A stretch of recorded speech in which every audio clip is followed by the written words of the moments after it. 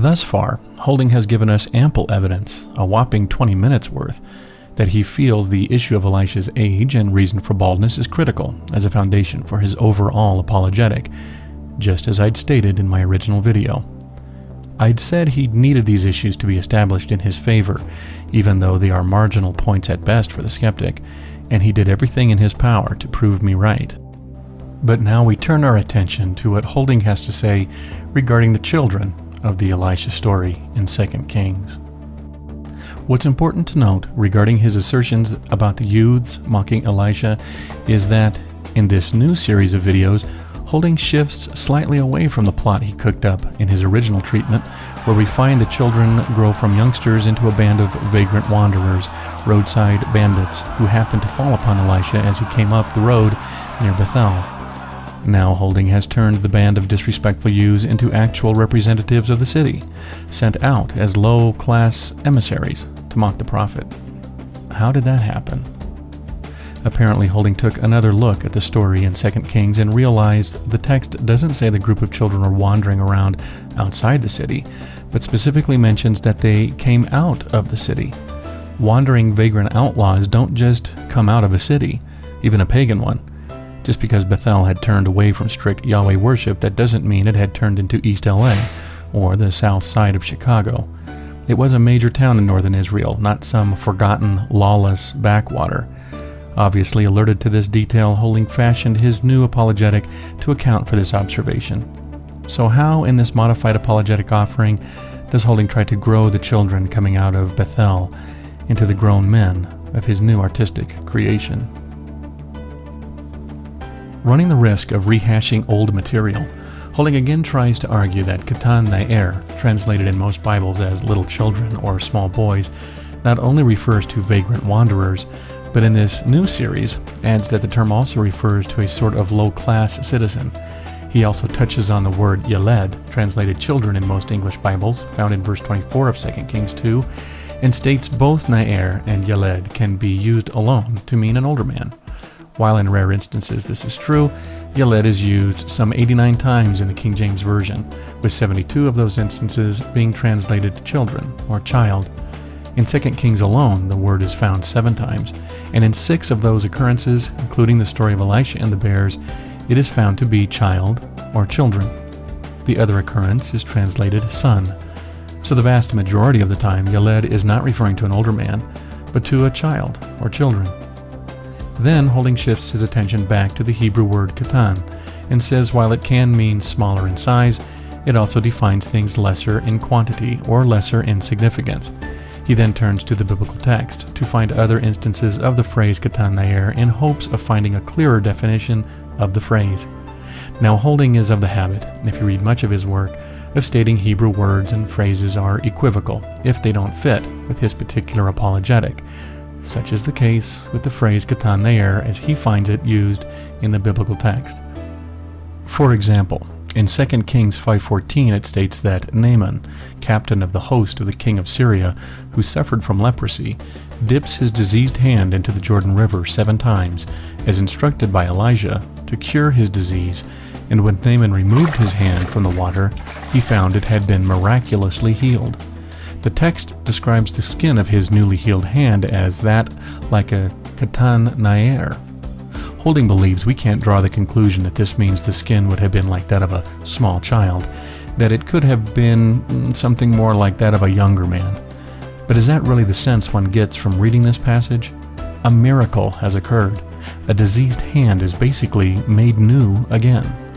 Would new skin resemble that of skin that's been around 18 or 20 years? Is that really going to present the dramatic results of a miracle? Especially because the text indicates Naaman doubted the healing would occur. Besides, we have a similar phrase today when we discuss soft, flawless skin. We compare it to that of a baby. We don't see someone's soft young skin and say it looks like a young man's. We compare it to that of a child, and a very young child, because their skin is young and free from the destruction of time. There certainly is no reason not to believe this holds true for the passage regarding Naaman's hand as well. But there's another detail in the story of Naaman that Holding has missed, which can help us define qatan naer as used in the Elisha story. In the introduction of this tale regarding Naaman, it is mentioned that a little maid, or little girl, is the one who tells Naaman about Elisha and his ability to heal through the power of Yahweh. The Hebrew words used for the child are qatan, naer.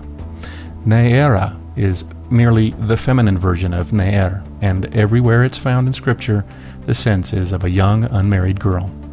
Combined with qatan, and the distinction is unmistakable.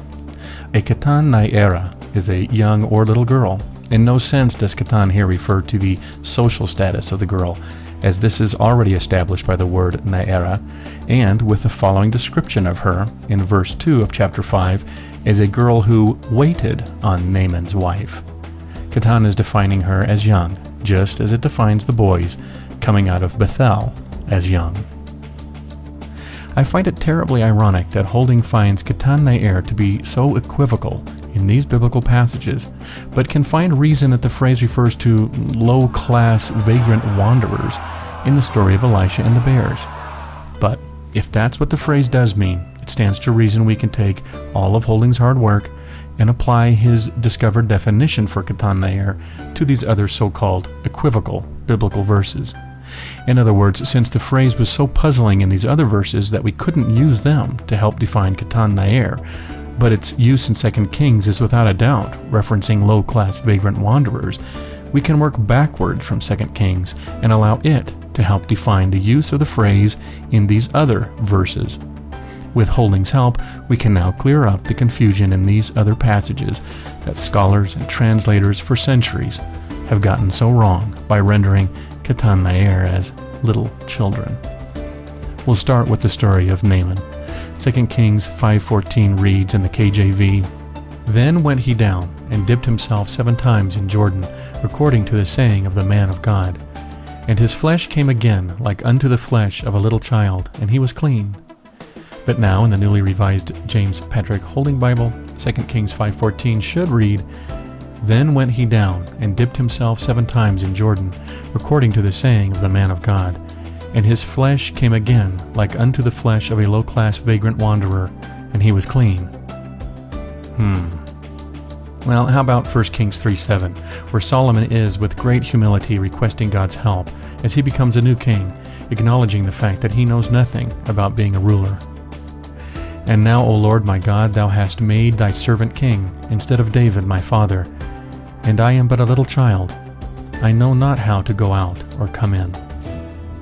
Solomon here is confessing to his God that, like a small child, he is inexperienced in how to rule his father's kingdom. However, in the newly published JPHolding version, or JPHV, we'd read, "And now, O Lord my God, thou hast made thy servant king, instead of David my father. And I am but a low-class vagrant wanderer. I know not how to go out or come in." I guess that could work, but it's not a comparison that would readily come to anyone's mind if they were referencing their ignorance. So let's move on. Let's look at 1 Samuel 20:35. "And it came to pass in the morning that Jonathan went out into the field at the time appointed with David, and a little lad with him." The little lad, as the KJV has it, was there like a page to assist Jonathan, but instead of a young boy learning the ways of manhood, the new JPHV Bible states, "And it came to pass in the morning that Jonathan went out into the field at the time appointed with David, and a low-class vagrant wanderer went with him." Ooh, that's just horrible.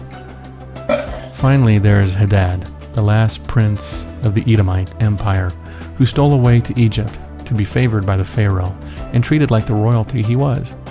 As rendered in the KJV, we read of him in 1 Kings 11:17, "Hadad fled, he and certain Edomites of his father's servants with him, to go into Egypt, Hadad being yet a little child." Remember that Hadad was a prince, and thus the JPHolding version of that biblical verse sounds like a choked cat being run over by a bus carrying an orchestra of tone-deaf musicians playing Rebecca Black's Friday on rusted pots and rotted house siding. Hadad fled, he and certain Edomites of his father's servants with him, to go into Egypt, Hadad being yet a low-class vagrant wanderer. No, this isn't going to work. Apparently, qatan naer can only be translated as low-class vagrant wanderer when it suits a particular apologetic purpose. It can't apply anywhere else, which should be a clue that if low-class vagrant wanderer doesn't work in these other contexts, but little child or little boy does, then it also doesn't work in the context of 2 Kings and the story of Elisha and the bears either, especially when little children or little boys works just fine as a translation in all the passages where qatan naer appears. Remember in my original video that I pointed out quite clearly that the Hebrew word naer is used to mean a male of toddler age all the way up to someone in their late teens or 20s. Katan, however, helps define naer by giving us a place on that age scale, by indicating the naer is little or young. Even less significant can be applied here, but not in the context Holding wants to offer, but in the context of a child as having lower social status than that of an adult. One needn't be a bandit to have low social status. Besides, if the author of 2 Kings had wanted to indicate that this gang was, as Holding depicts them, a roving mob of hooligans who preyed upon the good people of Israel, he had plenty of other words to choose from. Why didn't Holding take up my challenge to tell us why the author avoided using these better word choices? But to show the absurdity of Holding's claim, what if we grant his baseless fantasy for a moment and allow that these men mocking Elisha were vagrant ne'er-do-wells, bandits engaged in highway robbery, and by logical extension, probably rape and murder as well? Like Holding, I refer you to the story of the Good Samaritan for reference. Society would surely be safer and better off were these brigands to be removed in some fashion. However, is drawing attention to another man's hair follicle handicap really a crime worthy of Yahweh's attention? Is this the straw which broke the deity's back? Does such a crime warrant a bear attack? As if a rape or murder some in the gang committed against a 13-year-old virgin while the rest were busy preparing bear soup wasn't heinous enough to draw the deity's wrath. Men whose existence depended on thievery and living on the fringes of society, as Holding has suggested, would hardly have seen a solitary man on a road as merely a convenient target for some good-natured ribbing. They would have descended on the prophet quickly, without drawing attention to themselves, because lifting valuables from a man and leaving him to die along the roadside is a far less risky venture than hunting wildlife in the Judean wilderness. But the protest will come. Mocking a prophet of Yahweh could hardly be considered good-natured ribbing. Only someone as clueless as this guy would make such an uninformed assertion. A prophet like Elisha would normally be regarded as a person of high honor, someone to be treated respectfully. Elisha was an official broker of the covenant between God and the people of Israel. He represented what for many people would be order and security in a highly chaotic world.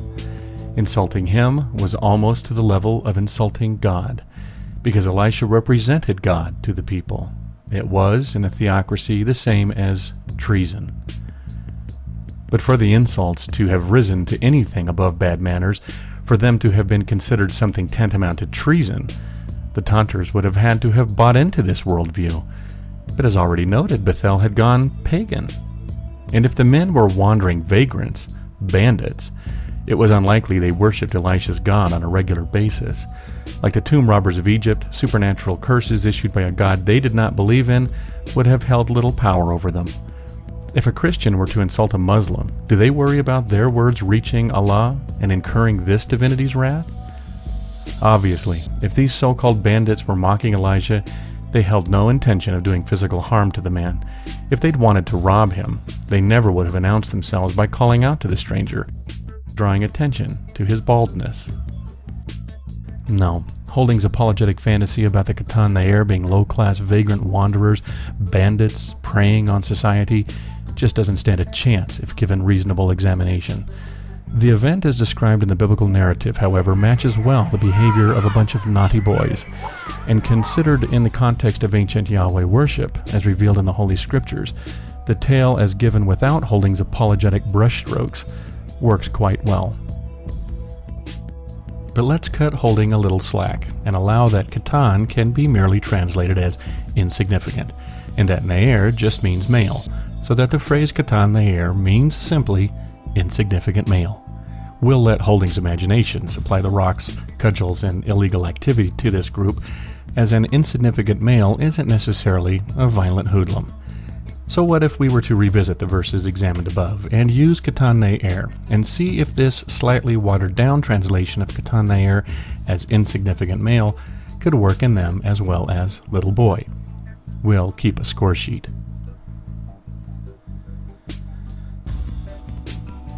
Let's begin again with 2 Kings 5:14. Then went he down and dipped himself 7 times in Jordan, according to the saying of the man of God.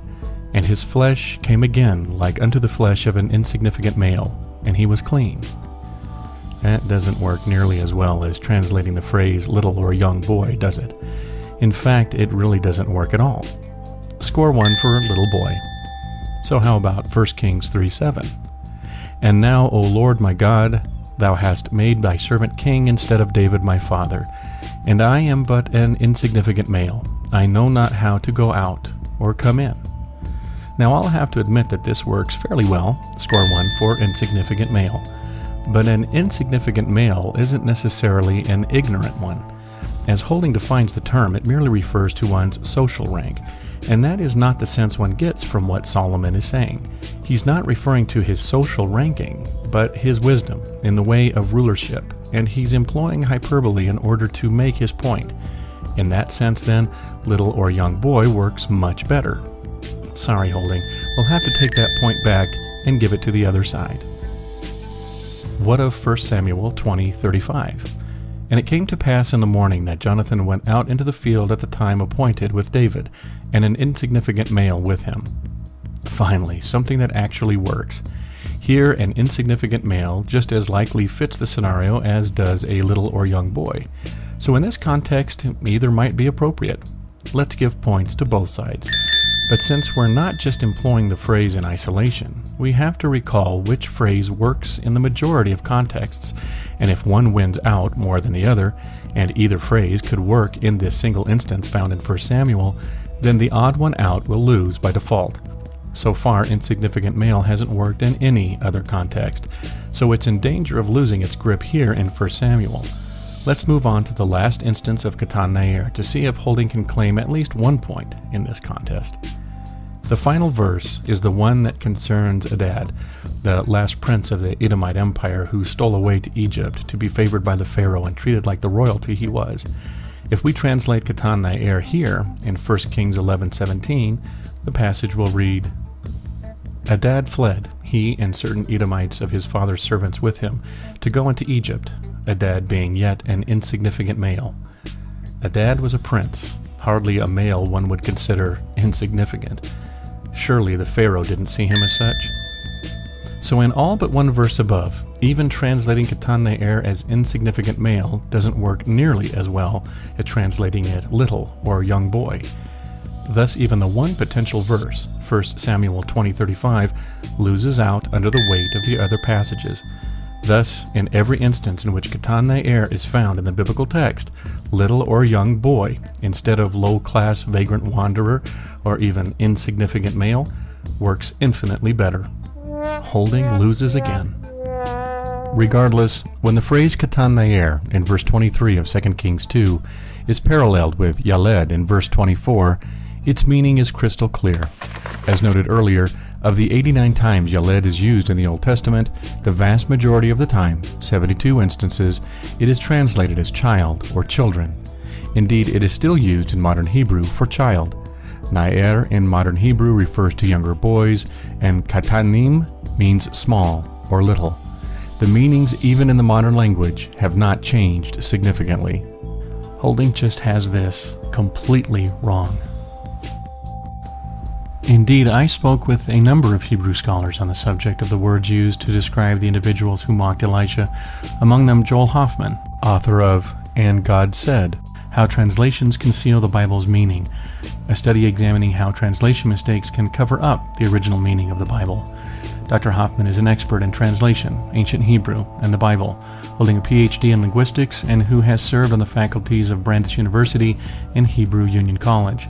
Dr. Hoffman stated in correspondence with me, Naer can mean small boy or older boys or servants. The qatan small makes it clear that these are little boys. The word qatan describes naer some half dozen times, and I don't see anything to suggest that it refers to maturity level. I think that little boys is right. Also, Stephen J. Andrews, PhD professor of Old Testament, Hebrew, and Archaeology director of the PhD program at Midwestern Baptist Theological Seminary in Kansas City, Missouri, stated to me, according to Kohler Baumgartner, the Hebrew and Aramaic lexicon of the Old Testament, a naer is a male who is available for marriage but is not yet betrothed. That could be from 10 to 12 and upward. The use of the adjective qatan means here not smaller but younger. It is true that qatan can be used to imply from the idea of small the meaning of unimportant, insignificant, humble, or low, but its use with naer is part of a common idiom, referring in general to age, size, and not social status or necessarily level of maturity. Dr. Michael Segal, editor for the Hebrew University Bible Project out of Hebrew University in Jerusalem, a project begun 53 years ago to work with a team of scholars to produce the most authoritative translation of the Hebrew Bible, stated to me that the individual elements of the phrase qatan naer could theoretically be translated as insignificant and male. However, their combination, along with verse 24, which specifically refers to the death of 42 children, Yaled, as the result of Elisha's curse, it seems likely that this refers to the same group of people, and therefore the traditional explanation, as little boys, seems preferable. I also spent a great deal of time combing through the stacks of 2 Denver area seminaries for commentaries on these passages from the book of 2 Kings. From Smythe and Helweiss Bible Commentary, the rising of the prophetic figure is accosted by small boys who mock him, baldy, thus ridiculing him when they should have known better. The incident put Israel on notice. This Elisha is dangerous and is not to be trifled with, not by small boys, not by kings, not by anybody. Burke Long in 2 Kings, The Form of the Old Testament Literature, Volume 10, refers to the children as small boys. Clark's commentary notes that the little children had probably been instructed by some notable teacher who did not train them in proper piety nor good manners. But regardless of the reason for their mocking, Clark too refers to the crowd as little children. Similarly, Terence Freetheme in 1st and 2nd Kings, published by Westminster John Knox Press, refers to the mocking crowd as children. From the New International Biblical Commentary, 1st and 2nd Kings, the Hebrew is naerm qatan, children. The use of naer alone would allow the NIV's translation, but the appearance of qatan, small, young, precludes it. The NIV in fact translates naer qatan in 1 Kings 3:7 and 11:17 correctly as little child and boy, respectively. The translator has apparently had more difficulty than the authors here in coming to terms with the idea that young persons as well as old should be subject to divine judgment for their sins. And remember what I noted, most modern English translations of the biblical text also have some form of small boy or children for the verses in 2 Kings. This also holds true for the Greek Septuagint. Holding has tried to answer this observation by stating Bible translators, and apparently anyone else who agrees qatan naer is best translated little boys, cannot keep up to date on the latest research, including innumerable studies, monographs, and journal articles which may expand on the interpretation of biblical passages.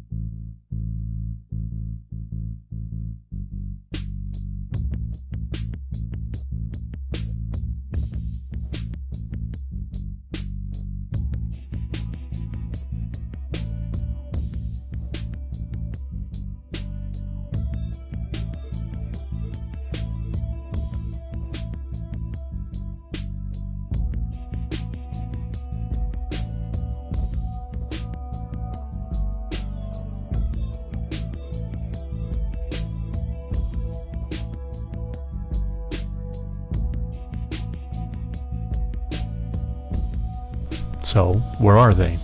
Where are all the innumerable studies, the monographs and journal articles that would have informed those scholars of the preceding translations that qatan naer is best translated low-class vagrant wanderer, or something equivalent?